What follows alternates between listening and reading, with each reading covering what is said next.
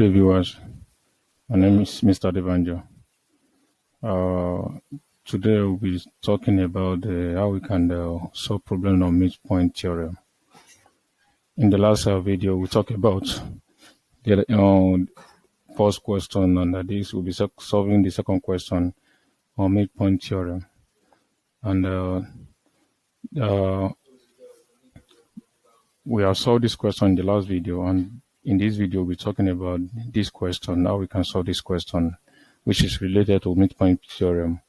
The question says that PQ is a chord of a circle. The radius of the circle is 10 centimeters, and the distance of the midpoint of the chord from the center of the circle is 6 centimeters. Calculate the length of the chord PQ. Calculate the angle chord PQ subtend at the center of the circle. In our last class, we solved this question, and I believe it's understandable. And in this class now, we're talking solving this problem. And if you can see, this is the pictorial representation of the question. We're having chord PQ, as you can see, PQ, and the radius of the circle is 10 centimeter. PO is a radius. That's why I have 10 centimeter there. And in the last class, we're not given the radius. We found the radius ourselves when we were given the length of the chord. In this case, we are not given the length of the chord. You have to look for it. And you can see we are given the distance of the chord from the center, which is 6 centimeters. And that's what you can see on the diagram. So if you draw it correctly as I have drawn my own, then you'll be having this radius 10 centimeter and the distance from the chord from the center to be 6 centimeters. That would make us, give us a right angle triangle here. And from the diagram I have here, OP is 10 centimeters, ON is 6 centimeters, you can see. From the triangle PON, you can use Pythagoras theorem to find our PN here. And that's what you're having here. So Pythagoras theorem says that OP square equals to PN square plus ON square. Then from there, you can make our PN square instead of formula. And that means you'll be having 100 minus 36 equal to 64. To get our PN, find the square root of 64, give us 8 centimeters. Therefore, our PN is 8 centimeters.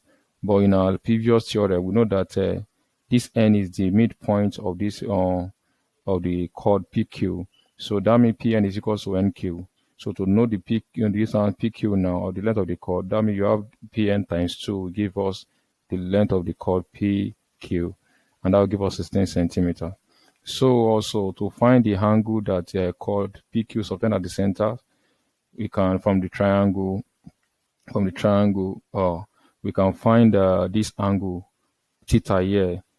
So the angle that this chord PQ subtend at the center is angle POQ, the total angle that is here, and that's why we represent by theta plus theta will give us that total angle there.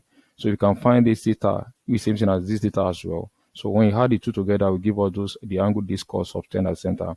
So how can we find this one? You can use any of the trigonometric ratio, whether sine, cos, tan, because you're having the three sides of this triangle given now. So when we have already find our PN, so I use cos here, cos theta here will give us 6 over 10, and that will give us 0.6. Then from there you can find our angle theta, which is inverse of inverse of cos, and that will give us 3.13 degrees.